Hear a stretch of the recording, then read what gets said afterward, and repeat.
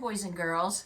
If you celebrated Hanukkah recently, I hope it was a wonderful, wonderful 8 days for you. And we are now, of course, getting ready to celebrate Christmas. And we haven't recorded in the last week like we normally do because Gigi Sprinkles broke her ankle. And I decided to go ahead and decorate my boot, that's what they call this, which I have to wear for a few weeks. So decided we would, try to be festive even with my footwear. So, but that did remind me of some things. And I was thinking about the fact that, sometimes even in happy seasons, and actually, if you live around where we live, then you only have 2 more sleeps until it's Christmas morning. So that's exciting. But sometimes even in the really happy times, bad things can happen. So I wrote a poem about that to share with you. And this is called Sometimes Bad Things Happen. Sometimes things just happen and we may not know why. Sometimes they're good and make you laugh. Sometimes they make you cry. Sometimes they fill you with great joy. Sometimes they bring you pain. No matter which it is, it's good to see what we can gain. I usually start out cranky when bad things come my way, but then I try to think about how I can grow each day. I must learn much more patience and learn to let things go. While I have things I still must do, it's okay to move slow. I don't let things defeat me, although it's sometimes tough. If we stay strong when bad things come, we win when life gets rough.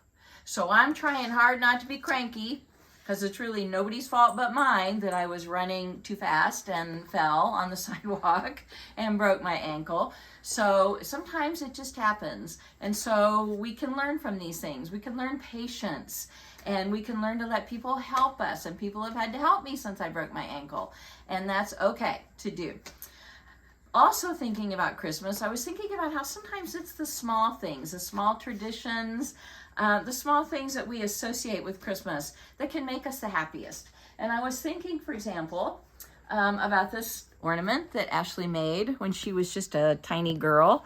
It has her picture on it, just on a piece of cardboard.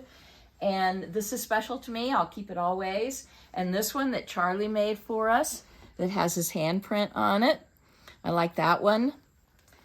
And then there's this one that my mother gave me when I was a tiny girl, and that was many years ago when Gigi Sprinkles was a tiny girl. And her wings have been repaired with tinfoil and sequins on her halo and all kinds of things. But my mother gave this to me, probably spent about 10 cents on it when I was little, and Angie, I named her Angie. Angie goes on our Christmas tree every year, and she always has. And Angie will always be special to me, even though Angie costs next to no money and has been through a lot. I used to fly her from tree to tree when I was little.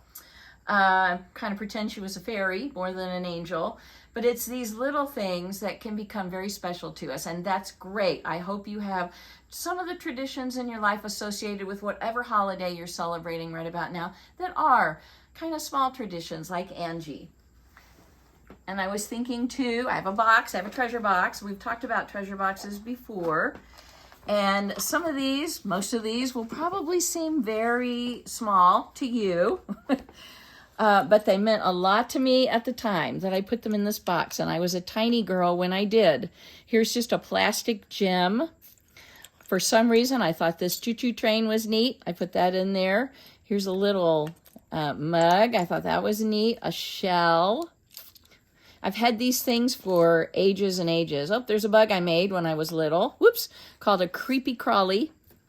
And a set of teeth. I don't know why I thought that was cool, but a little football, a little top hat.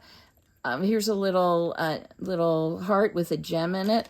And these things meant a lot to me. And it's okay to have things like this. I hope you do. And I hope they remind you of very happy times and very happy people. So I wrote a poem about that. And this one is called Childhood Treasures. I keep a box of treasures I've not looked at in a while. I pull it out and dust it off to please my inner child. I run my hand along the box that once was clean and nice. The top is worn and shabby, but the contents have no price. What's inside is random, yes, an odd display, it's true. But these reminders take me back to times I thought were through. I dump the tiny objects out and cherish what I see. It's crazy how such silly things can mean so much to me. A plastic train, a sequin star, and tiny plastic teeth. A brownie pin, a rhinestone, and a broken silver leaf.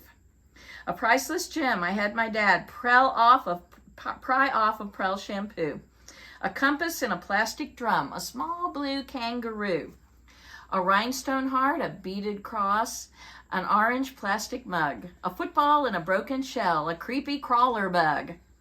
These objects would, of course, make sense to no one else but me, but as I put them in their box, it's memories I see. I'll put them back and shut the drawer. They've once more made my day, but I can pull them out when inner child wants to play. So if you're a child right now, that's awesome.